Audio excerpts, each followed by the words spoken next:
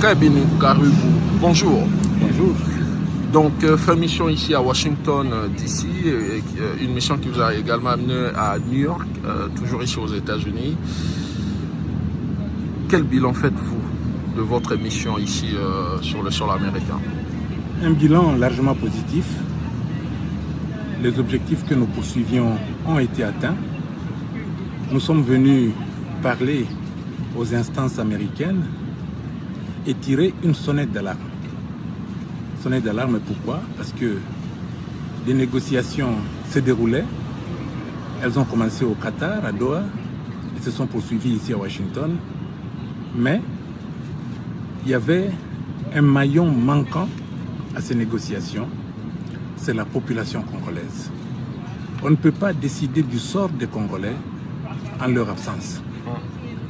Alors, nous sommes venus dire aux négociateurs, à toutes les parties présentes et aussi aux décideurs que sont les Américains, que le point de vue des Congolais devrait être entendu.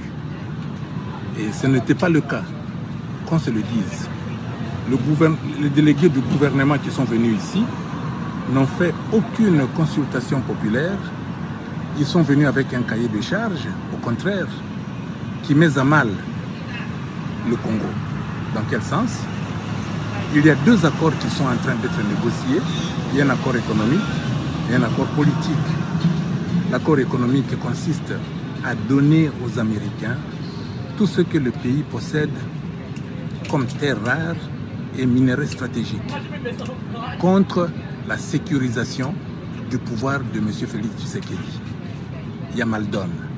Nous sommes venus tirer une sonnette d'alarme et dire aux Américains que faites attention. Mais Tshisekedi, c'est un président élu qui a reçu mandat et donc il engage le pays. Et vous dites qu'il ne peut pas engager le pays au nom du peuple, alors que vous, quel est ce peuple-là qui vous a mandaté ici pour parler en son nom? Nous faisons partie d'une opposition politique non armée. Une opposition politique qui a décidé de veiller au grain. N'oubliez pas que notre chef, en l'occurrence le président honoraire Joseph Kabila, a dirigé le pays pendant très longtemps. Il est attristé de voir son œuvre démolie, détruite par ce que M. Tshisekedi et les siens sont en train de faire. Et cela lui donne, n'est-ce pas, un mandat personnel d'abord, mais national ensuite, de faire en sorte que ce qu'il a détruit de longue date ne soit pas détruit. Vous voulez dire ce qu'il a construit de longue date? Il a construit.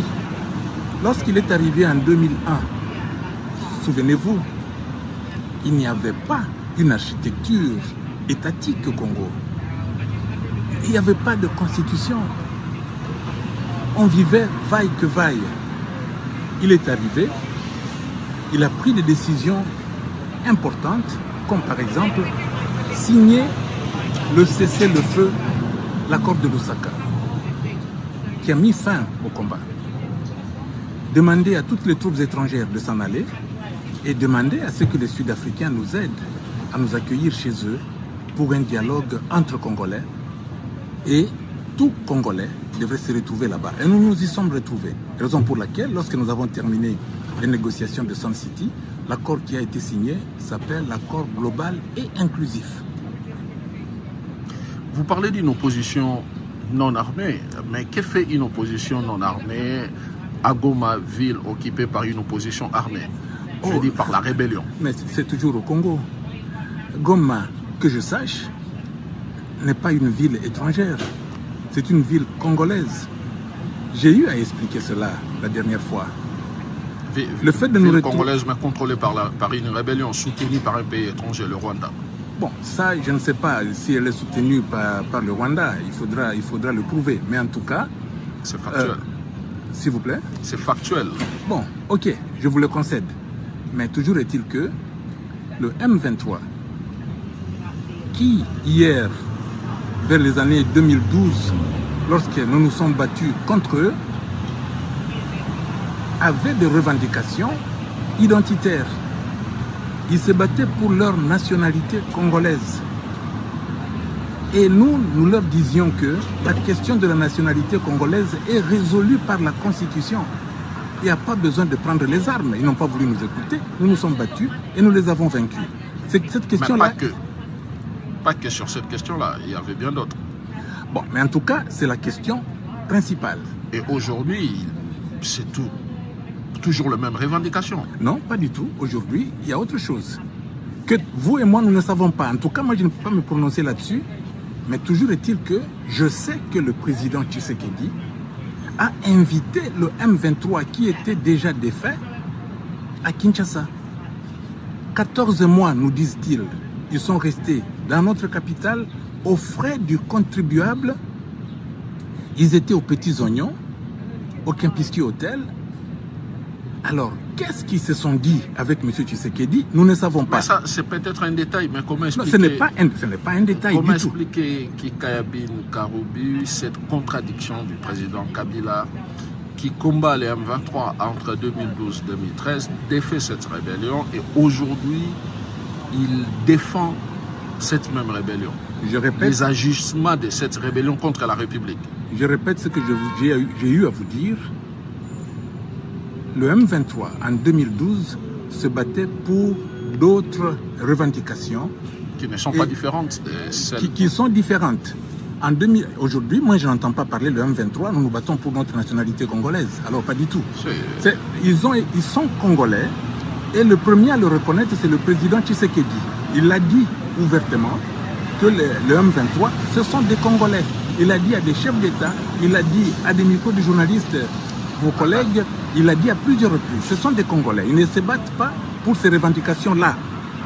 Et c'est pour cela que nous nous sommes battus contre eux, parce que nous avions un argument disant que la question de la nationalité congolaise est résolue dans la Constitution. C'est une question qui a été débattue déjà du temps de la conférence nationale souveraine. Comment expliquer aux générations futures qu'un ancien chef d'État a soutenu une rébellion contre la République? Non, attendez.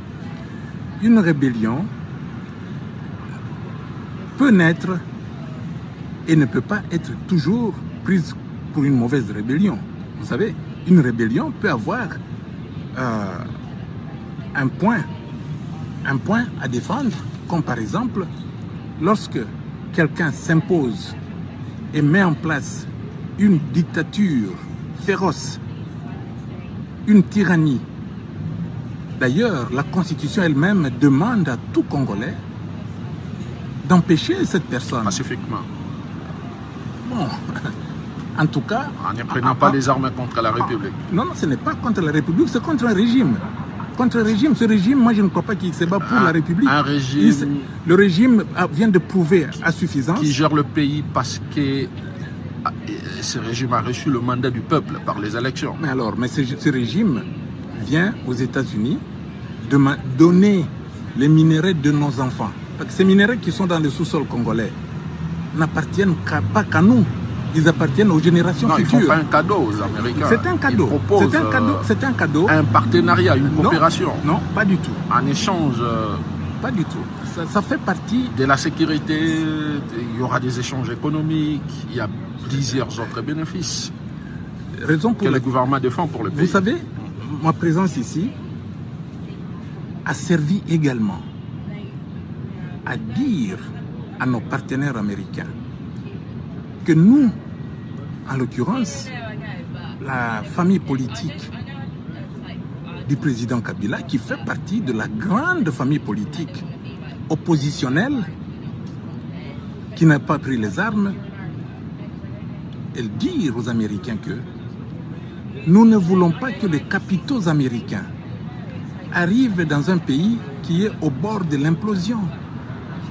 Elle est au bord de l'implosion, pourquoi? À cause de la malgouvernance de M. Tshisekedi, de la corruption rampante dans le pays et à l'étranger, de la destruction de la cohésion nationale, des violations répétées de la Constitution des assassinats ciblés, des emprisonnements sans motif et des emprisonnements ciblés. Tous les généraux et les officiers supérieurs swahiliphones sont en prison ou tués. Alors, le pays est au bord de l'implosion. Alors, les capitaux américains que nous souhaitons de tout notre cœur dans notre pays, et d'ailleurs, je peux vous rappeler, à l'époque, le président Kabila était venu ici aux États-Unis sous le président George Bush II, le fils. Je faisais partie de la délégation. Nous avons été voir une grande compagnie minière américaine qui s'appelle Phelps Dodge, qui est venue au Congo, qui a obtenu la concession de Tenke Fungurume. C'est par la suite que Phelps Dodge a conclu un accord avec une autre société qui s'appelait Freeport-McMoRan, qui, au finish, a fini par vendre cette concession aux Chinois. Mais, toujours est-il que le président Kabila s'est déplacé lui-même pour venir dire aux Américains, venez travailler avec nous. Et ils sont venus. Donc nous ne sommes pas contre les capitaux américains, mais nous ne voulons pas des capitaux américains qui viennent au Congo et trouver un Congo au bord de l'implosion. Pourquoi le président Kabila soutient-il aujourd'hui le Rwanda qui soutient une rébellion contre la République? Vous y revenez toujours. Moi, je ne pense pas que le président Kabila soutient le Rwanda. Le Rwanda se trouve être notre voisin et il le sera toujours jusqu'à la fin des temps. Mais pourquoi le président Kabila ne condamne-t-il pas le Rwanda qui soutient une rébellion? Ça, c'est une question vraiment qui ne devrait pas être posée. Le président Kabila n'a pas à condamner un pays voisin. Le président Kabila est là.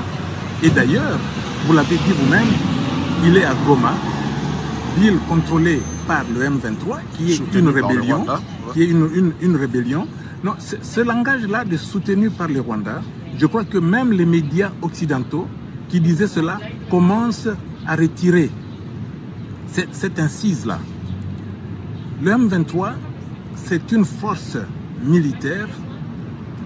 Moi, je ne suis pas là, je ne suis pas leur porte-parole, mais toujours est-il que c'est une force militaire avérée. Et pour preuve, la bataille de Goma.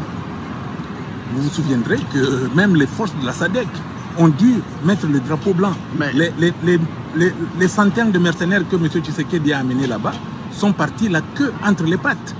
Alors, écoutez... Donc vous soutenez la bravoure d'une rébellion qui, dans cette bataille de Goma, n'a pas combattu que le mercenaire ou les forces étrangères, mais cette rébellion a combattu les forces armées de la République démocratique du Congo. Oui, mais la rébellion est là, et elle dit clairement qu'elle combat une dictature et une tyrannie. Et j'ai dit dans la dernière fois que je vous ai parlé, que c'est là où nous nous rencontrons. Parce que nous aussi, nous avons décidé, avec une opposition politique qui est en train vraiment de converger vers le président Kabila, politique non armée, pour mettre fin à la dictature. C'est ça que le peuple congolais attend. Il faut les libérer de la tyrannie et de la dictature. Et nous y parviendrons. Une opposition non armée, mais qui a son QG dans une zone contrôlée par une rébellion armée. Ah non, pas du tout. Je ne sais pas où se trouve le QG, mais maintenant, le président Kabila, vous n'allez pas lui en vouloir s'il a pris ses quartiers à Goma. Comment voulez-vous qu'un ancien président qui est harcelé matin, midi, soir, la dernière en date, on lui enlève ses immunités et on lui promet un procès? Pourquoi? Je ne sais pas. Son entourage est poursuivi, matraqué, harcelé, tout ce que vous voulez. Le seul endroit au pays où il peut se sentir à l'aise, c'est dans la partie orientale. Il l'a dit lui-même. Dans la partie orientale. Et la partie orientale n'est pas que Goma, n'est pas que le Nord Kivu, n'est pas que le Sud Kivu. Mais très bientôt, vous verrez que, en effet, vous avez raison, la partie orientale n'est pas que Goma. Quelles sont les prochaines étapes, Kikaya Bin Karougou? Après Goma, le président Kabila, dans le prochain jour, il compte y quitter ou y demeurer ou se rendre à Bukavu toujours sous rébellion ou comment? Souffrez que je garde motus et bouche cousue là-dessus. Ça, c'est une information sécuritaire que je ne peux pas dévoiler encore. Faut-il que moi-même je le sache? Je n'en sais rien.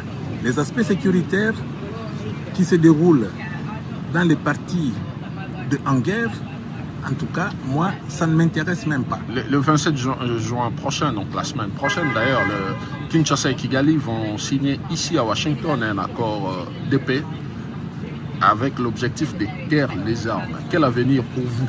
Oh, non, nous ne dépendons pas des armes, vous savez. Ils vont signer cet accord, c'est vrai. Mais nous, je vous ai dit au début que nous avons atteint notre objectif qui était d'amener un autre son de cloche. Pendant longtemps, les décideurs, les facilitateurs, les médiateurs dans la crise congolaise ont entendu des mensonges ou des demi-vérités. Parce que dire que la crise congolaise, c'est le Rwanda, c'est à cause du Rwanda, c'est une demi-vérité. La crise congolaise, c'est la malgouvernance du pays. Je peux terminer. La malgouvernance du pays, la corruption endémique, les arrestations, les assassinats et tout ça, c'est cela le mal congolais. Et aussi longtemps qu'on n'aura pas adressé ce problème-là, on travaillera en vain. Mais que répondez-vous à ceux qui pensent que la crise congolaise, c'est parce que vous, quand je parle de vous, c'est les camps Kabila. Vous avez décidé en 2018, selon les camps Martin Fayulu, de ne pas respecter la volonté du peuple qui avait fait son choix, et le camp Kabila a décidé de faire son choix, lui. Bon, écoutez, ça, encore une fois, si nous nous perdons dans cette polémique-là, qui est close, parce que le 2018, après 2018, il y a eu 2023. Il y a eu une autre élection. Donc vous reconnaissez quand même ces élections-là? Non, reconnaître quoi? Je n'ai pas à reconnaître quoi que ce soit. En fait, ce que je reconnais, c'est que en 2019, M. Félix Tshisekedi a fait une remise et reprise avec le président Kabila après avoir été élu. Dans une passation de pouvoir civilisée. Après avoir été élu par le peuple. Ce qu'il faut savoir, si vous vous souvenez de la tension qui régnait dans notre pays, c'est que, et c'était ça, la motivation du président Kabila. Le Congo, depuis qu'il existe comme pays, comme État, n'a jamais connu de passation de pouvoir qui n'est pas sanglante. Du roi Léopold au Congo belge, on nous coupait les mains et tout ce que vous connaissez l'histoire.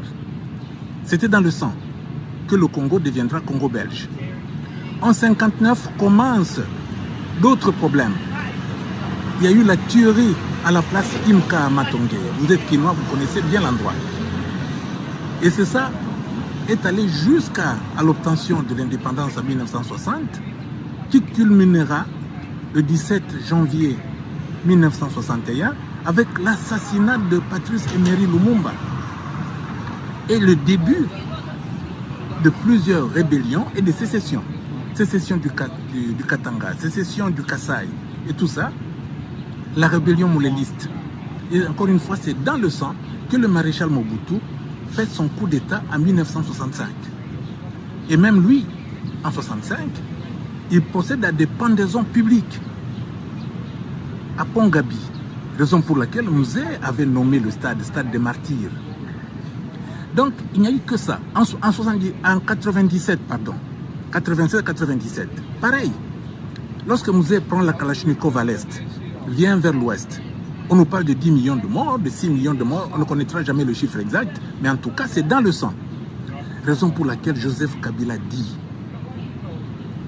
il faut qu'on en finisse avec cette malédiction. Et je n'ai même pas fini, parce que Mouzé lui-même, il part assassiné dans son bureau par un de ses gardes de corps. Et Kabila dit finissons avec la malédiction en organisant des élections. Non. D'abord, en procédant par la signature d'un accord et en mettant en place une nouvelle constitution, en mettant en place une structure étatique qui permettra de gouverner le Congo comme un pays normal, pas comme une république bananière. Et on a eu des élections en 2006, en 2011 et en 2018. Oui, trois cycles électoraux, chapeau quand même. Et après, il y en a eu en 2023. Mais seulement en 2023, Kabila refuse de participer lui-même, que vous présentez comme architecte. Et vous lui donnez raison ou pas? Mais il refuse lui-même de participer aux élections qui déterminent le moyen d'accéder au pouvoir. Mais vous connaissez les élections de 2023. Étaient-ce des élections? D'abord, elles ont violé la Constitution sur toute la ligne. Elles se sont déroulées sur une semaine. Les gens avaient les machines à voter dans leur résidence, des choses comme ça. L'architecte qui détruit lui-même non, celui qui sa détruit, construction. Non. Vous êtes en train d'exonérer M. Tshisekedi ou pas? C'est lui qui organise ces fameuses élections de 2023. Mais il n'a pas interdit la participation de Kabila, du camp Kabila. Non, mais les faits ont donné raison à M. Kabila de ne pas participer à une élection qui viole de manière honteuse la Constitution de la République. Et Tshisekedi vous a accusé, donc vous, Kabila, de n'avoir pas pris part aux élections pour mener cette rébellion. Ah non, la rébellion est menée par des gens que M. Tshisekedi a invités à Kinshasa. Et il n'y a pas que cela. Souvenez-vous, Yonani Oboya Kagame, au stade des martyrs. Donc, il y a des choses que nous ne connaissons pas. Il y a des non-dits que M. Tshisekedi dise au peuple congolais. Où est-ce que ça a cloché? Où est-ce qu'il y a eu des problèmes avec le Rwanda? Rwandair faisait des navettes à Kinshasa et puis tout d'un coup, fini. Et c'est la guerre qui commence. Quel a été le problème? C'est ça que vous et moi ne connaissons pas et le peuple congolais non plus. Mais maintenant, il y a toujours cette question. Le peuple congolais ne comprend pas également comment le président Kabila puisse aujourd'hui prendre la défense de la rébellion et ne pas se prononcer contre le Rwanda. Non, moi je vous dirais que le président Kabila prend la défense du peuple congolais. Il est là pour défendre le peuple congolais et obtenir que le Congo revienne à la normalité. Pourquoi veut-il retourner au pouvoir? Ça c'est vous qui dites, moi je ne sais pas. Je ne sais pas s'il veut retourner au pouvoir. Il est en train de défendre les droits du peuple congolais, le droit élémentaire de vivre convenablement sur la terre de nos ancêtres. Donc son objectif, ce n'est pas de reprendre le pouvoir. Ça, je ne sais pas. Je dis bien, je ne sais pas. Je ne peux pas répondre à cette question. Lorsque vous le verrez, vous lui poserez la question. Il y a une question la dernière d'un internaute qui veut savoir, il dit 18 ans de gestion, on connaît tout ce qui s'est passé réellement, et cet internaute insiste pour savoir qu'est-ce que Kabila a encore à proposer aux Congolais. Il le saura. Il n'a pas pu faire. Kabila, c'est quelqu'un qui... En 18 ans de règne. Non, attendez. De 2001 à 2006, il avait cette mission-là de récupérer notre Congo. Et il y est parvenu. Un Congo que nous avions déjà perdu. En 2006, il a lancé les 5 chantiers de la République. Il n'a pas travaillé dans l'air comme je vois aujourd'hui. Les 5 chantiers de la République. Qu'il a mis en chantier, effectivement. Les routes, les ports, les ponts, les aéroports et tout ça. Il a mis en chantier. En 2011, il a lancé la révolution de la modernité. Au fait, pour la première fois, nous sommes là, on nous dit que bon, le programme du gouvernement, c'est le peuple d'abord. C'est quoi le peuple d'abord? C'est la vision du chef de l'État. C'est quoi la vision du chef de l'État? C'est le peuple d'abord. Vous voyez, une confusion conceptuelle. Mais le président... Non, attendez. Sous Mobutu, vous n'étiez pas né, M. Boujakera. Nous avons connu le maréchal Mobutu avec son opération Salongo. Motonamoto Abongisa.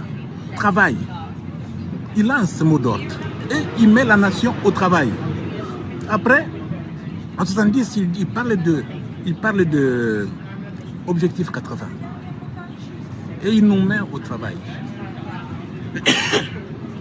Le régime actuel, depuis qu'ils sont arrivés, ils n'ont aucune vision, aucun projet, aucun programme, aucun programme de base. Oh, non. La gratuité de l'enseignement de base, vous savez bien que la gratuité de l'enseignement, la santé universelle, ce sont des programmes qui faisaient partie des 5 chantiers de la République. L'éducation, ça faisait partie des 5 chantiers de la République. Bravo pour avoir continué dans la lancée de celui qui vous a précédé, Monsieur le Président. Mais, pour le moment, quelle est la vision, quel est le programme de M. Tshisekedi? Mais tout ce que je sais, c'est que M. Nicolas Kazadi, qui était l'argentier de la République, nous a dit clairement que lui faisait sortir de l'argent par procédure d'urgence, des centaines de millions de dollars, ça sortait, ils se mettaient autour de la table, ils se les partageaient d'abord avant de réfléchir sur ce qu'ils vont faire. C'est tout ce que je sais. Alors, vous allez nous condamner de combattre un tel système? Je crois que le peuple risque de vous lyncher si vous entendez pas. Vous arrivez quand à Kinshasa? Le président Kabila arrive quand à Kinshasa? Bon, ça viendra. Mais ça viendra certainement. Les relations avec le Burundi passent? Particulièrement parce que notre famille politique et le camp Kabila, bien sûr, le président Kabila, parce qu'on le voit partout, au Rwanda, Ouganda, Tanzanie et tous les autres. Eswatini, Afrique du Sud, Namibie. Sauf le Burundi. Pourquoi pas le Burundi? Bon, écoutez, il n'a pas encore été invité à aller au Burundi. Le jour qu'il sera invité, il ira peut-être au Burundi. Mais il ne se relève pas un matin et dire « Ok, aujourd'hui je vais aller à Sierra Leone ». Non, il faut quand même que les autorités de là puissent l'inviter. La toute dernière question. Le 27 juin, l'accord est signé. Le 28, vous faites quoi? Vous quittez Goma? Non, pas du tout. L'accord sera signé, mais cette fois-ci, tenez-vous bien, cette fois-ci, avec un bémol que nous avons pu mettre dans la tête des gens qui sont en train de signer, des gens qui jouent le rôle de facilitateurs. En l'occurrence, c'est les Américains et les Qataris. Parce que c'était ça ma mission, leur expliquer que faites attention, le pays est au bord de l'implosion. Résoudre la question congolaise par une signature avec le Rwanda, c'est faire fausse route. Il faut à tout prix aborder la question congolaise interne par un dialogue pacifique. Monsieur Kabila, c'est un homme de paix, c'est un homme de dialogue. Il est prêt à parler à Félix Tshisekedi? Oui, pourquoi pas? Pourquoi pas? Mais il faut qu'il y ait une structure qui organise ce dialogue.